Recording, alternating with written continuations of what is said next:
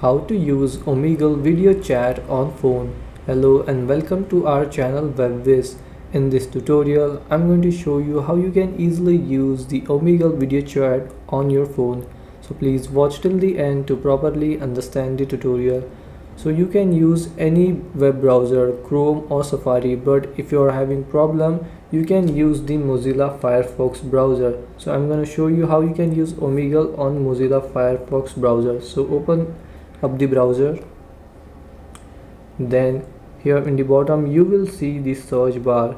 Tap on it and search for Omegle.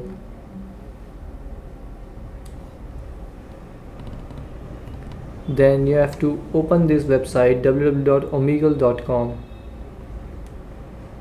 so tap on it, and once you're on the website, if you want to chat you can tap on start a chat.